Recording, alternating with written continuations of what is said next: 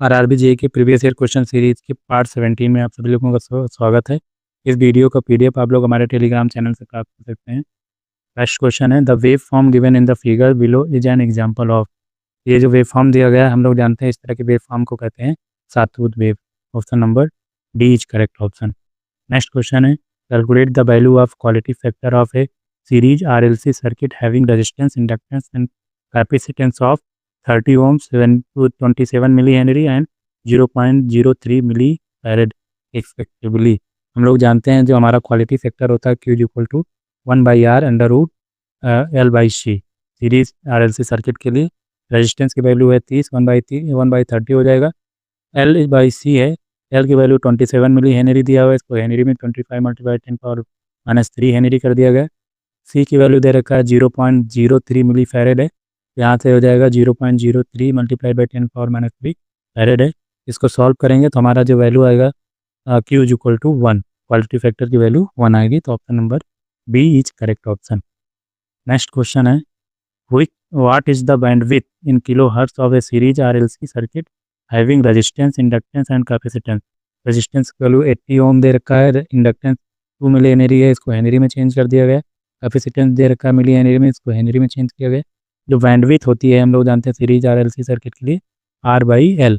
यहाँ पे value put करेंगे, bandwidth equal to 40 multiply by 10⁻³ hertz है, लेकिन यहाँ पे ध्यान देने की बात है ये किलो हर्ट्ज में पूछ रहा है, तो किलो हर्ट्ज में हो जाएगा 40 kilo hertz. Option number C is correct option. Next question, when the phase sequence of supply current are reversed then the direction of rotation of resultant magnetic field wave. ये जो भी अगर हम जो है फेज सीक्वेंस को reverse कर देंगे तो जो मैग्नेटिक फील्ड रिजल्टेंट आएगा उसका रोटेशन वो भी रिवर्स हो जाएगा। Option number C is correct option. Next question है, for the circuit shown below the voltage V across the 4 milli farad capacitor. तो 4 मिली फैरेड कैपेसिटर के अक्रॉस हमें वोल्टेज की वैल्यू कैलकुलेट करना है। सबसे पहले हम लोग क्या करेंगे, रिएक्टेंस की वैल्यू कैलकुलेट करेंगे। XC is equal to 1/2 FC है, वैल्यू पुट करेंगे, जो XC की वैल्यू आएगी 0.7957 आ जाएगा। XL की जो वैल्यू आएगी हमारी सॉल्व करेंगे 40, XL इज इक्वल टू आ जाएगा 47.1238 ओम आ जाएगा। यहाँ पे सर्किट का इम्पीडेंस निकालेंगे, mod Z equal to under root R square plus का XL माइनस XC का होल स्क्वायर। सॉल्व करेंगे, mod Z equal to 46.59 ohm आएगा। और जहाँ पे mod VC is equal to I mod XC है, VC की value V/, mod Z multiply XC, यहाँ से 220, यहाँ पे वोल्टेज 220 दे रखा, 220 अपॉन Z की वैल्यू 46.59 मल्टीप्लाइड बाई XC 0.7957। इसको सॉल्व करेंगे तो VC की वैल्यू आएगी अप्रॉक्सीमेटली 3.755 वोल्ट। तो ऑप्शन नंबर हमारा बी इज करेक्ट ऑप्शन। इस क्वेश्चन में कैलकुलेशन ज़्यादा टफ है, एग्जाम में कर पाना बिना कैलकुलेटर के बहुत ही मुश्किल है, या होगा भी तो बहुत ज़्यादा टाइम लगेगा। तो option B is correct option. Next question, calculate the average value of sinusoidal wave cos square theta over a complete cycle. Over complete cycle यहाँ पे दे रखा है कॉस स्क्वायर थीटा को हम लोग चेंज इसको सॉल्व करेंगे 1 + cos2 theta by 2।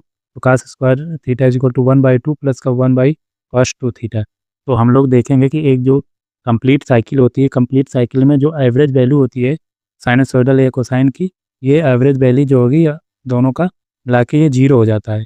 Average value ये 0 हो जाता है कंप्लीट साइकिल के लिए वैसे तो, ठीक है। तो हमारा जो आएगा cos square theta I average value, ये हमारी DC वैल्यू है 1/2, यही हमारी एवरेज वैल्यू होगी। तो ऑप्शन नंबर हमारा C is correct option, option 0.5 volt. Next question, what will be the average value of the voltage in volt if sinusoidal alternating current is 15 ampere is flowing across a resistance of 25 ohm. तो 25 ओम यहाँ पे दे रखा है, alternating current 15 ampere दे रखी है, तो 15 ampere is flowing across the 25 ohm. तो average voltage निकालने के लिए हम एवरेज करंट की वैल्यू निकालेंगे। एवरेज करंट की वैल्यू को कैलकुलेट करेंगे यहाँ से।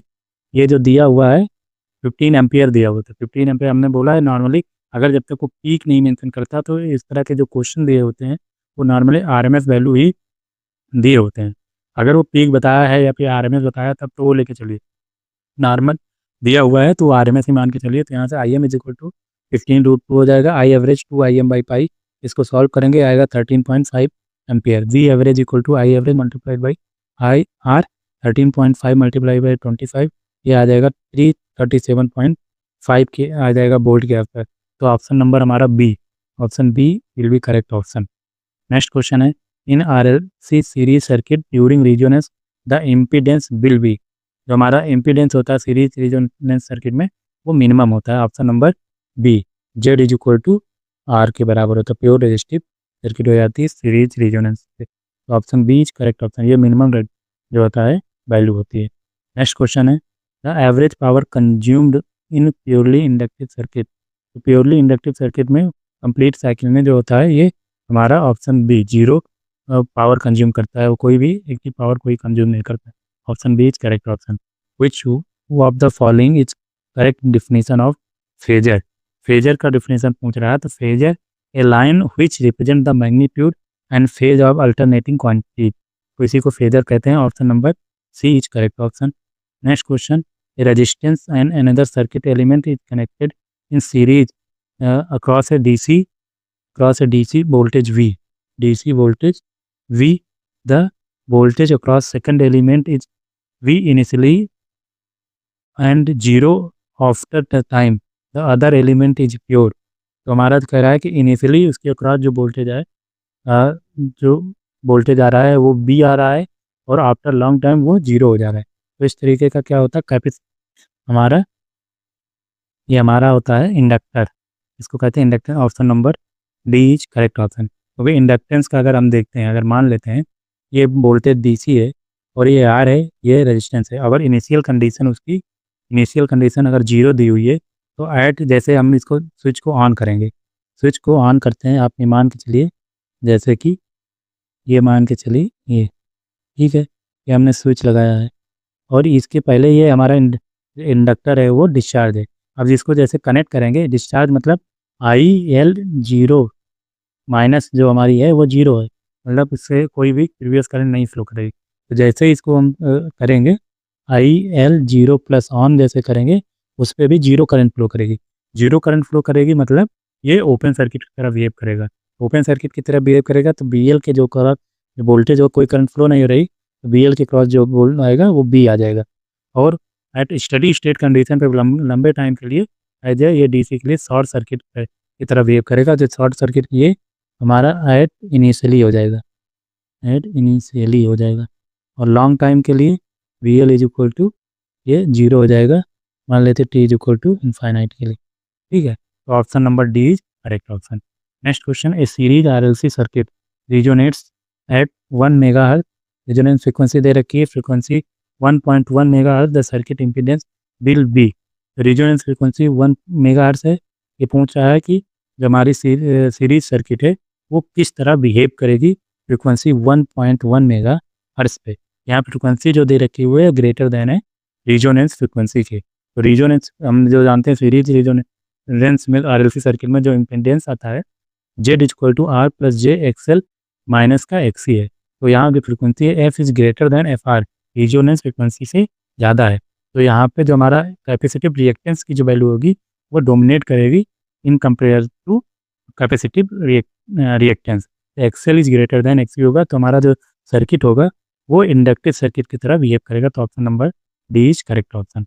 Next question, the RMS value of alternating current given by the equation I is equal to 50 sin 340t minus 10 degree plus 30 sin 314t minus 20 degree.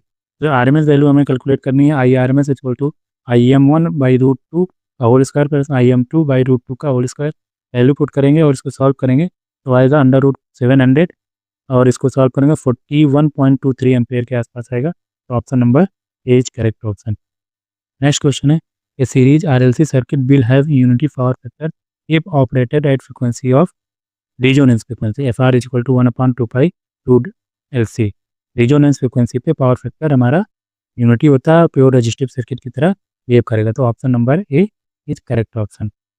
Next question, the phase difference between the following voltage and currents wave V is equal to 311 sin 100 pi t plus 30 volt, I is equal to 17 sin 100 pi t minus का 20 degree. तो 5 30 degree दे रखा है, 5 minus 20 degree है। ये difference होगा 5 minus का 5 तो हो जाएगा 30 माइनस का माइनस 20 डिग्री, जाएगा 50 degree. Option number B, phase difference 50 degree आ जाएगा। नेक्स्ट क्वेश्चन है, current I is equal to 10 + 10 sin t ampere is passes through the moving iron type ammeter, the reading will B.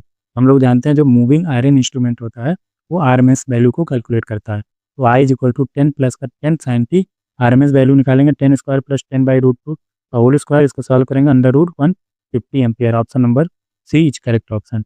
Next question है, the current read by the ammeter in AC circuit shown in the following figure is. तो ये पूछ रहा है कि ये ammeter द्वारा क्या रीडिंग आएगी। अमीटर रीडिंग होगी टी स्क्वायर प्लस का आई माइनस 1 का whole square, means I R square plus का आई एल माइनस आई सी का होल स्क्वायर। इसको सॉल्व करेंगे, ये आएगा 5 एम्पियर। तो option number B is correct option. मतलब जो रजिस्टिव ब्रांच है इसकी करंट का होल स्क्वायर और इंडक्टर और जो कैपेसिटर, इन दोनों ब्रांचों के करंट का डिफरेंस जो आएगा उसके स्क्वायर के सम के बराबर आएगा दोनों। Option number B is correct option. Next question है, the current wave form is shown in the figure is applied in a pure resistor of a 10 ohm, what is the power dissipated in the resistor. तो power dissipated पूछ रहा है। यहाँ पे current की जो है वेव फॉर्म दे रखी है, इसकी आरएमएस वैल्यू आ जाएगी 9/√3 एम्पियर, ठीक है। और power dissipation I R M S square into R, तो 9/√3 का whole square multiplied by 10, 81/3 multiplied by 10, 270 watt. Option number A is correct option. Next question दे रहा है, two sinusoid equation are given as E1 is equal to A sine omega t plus π/4, E2 is equal to B sine omega t minus π/6। Phase difference equation पूछ रहा है, quantities दोनों का। I1 is equal to π/4 है, इसको degree में change करेंगे 45 degree, φ2 की वैल्यू माइनस का π/6 है, डिग्री में चेंज करेंगे -30 डिग्री आएगा। फेज डिफरेंस φ1 माइनस का φ2, 45 माइनस -30 डिग्री, ये आएगा φ is equal to 75 degree. Option number A is correct option. Next question है, I is equal to 5t दे रखा है, तो t is equal to 1 second और t is equal to 2 second के बीच एक सर्किट में कितने जो है चार्ज का स्टोर होगा। तो charge I is equal to 5t दे रखा है, हम लोग जानते हैं आई इज इक्वल टू होता है dq/dt, एंड इंटीग्रेट करेंगे इसको dq is equal to 1/dt, q is equal to t is equal to 1 to 2 है, 5t I is equal to दे रखा है 5t dt, इसको इंटीग्रेट करेंगे 5t² 1 to 2, इसको सॉल्व करके हम लोग वैल्यू पुट करेंगे तो आ जाएगा हमारा 7.5 कूलम। हमारा option number C is correct option. Next question, for a balance star star connection the phase voltage is 200 volt and load impedance is 10 at an angle of 60 degree ohm, the magnitude of line current. तो इसमें magnitude of line current पूछ रहा है। तो phase voltage दे रखा है 200 volt, phase impedance load impedance 100 at angle 60, यहाँ से फेज करंट निकालेंगे IPH को टू BPH 5 ZPH, तो ये आ जाएगा 2 at an angle -60 degree ampere. हम लोग जानते हैं स्टार कनेक्शन में जो हमारी लाइन करंट होती है वो फेज करंट के बराबर होती है, तो I line is equal to 2 ampere. Option number A is correct option. Next question, the current through 2 ohm resistor will B.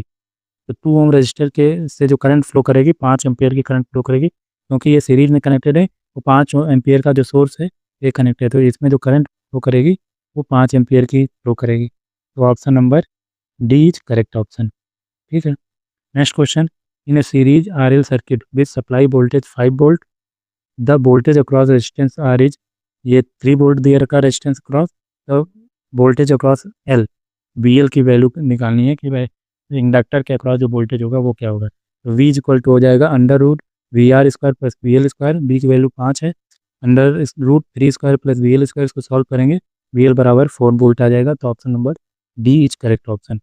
Next question, the value of current at resonance in series RLC circuit is affected by the value of resistance R, क्योंकि जो हमारा series resonance में at resonance जो impedance होता है are के बराबर Z equal to are होता है। तो option A is correct option. Which equation defines bandwidth of resonance circuit. Bandwidth हमारी होती है बैंडविड्थ अपॉन FR/Q, मतलब resonance frequency upon quality factor. तो इसकी वैल्यू पुट करेंगे, इसको सॉल्व करेंगे तो बैंडविड्थ आ जाएगा R/2πL, R/2πL। Option number B is correct option.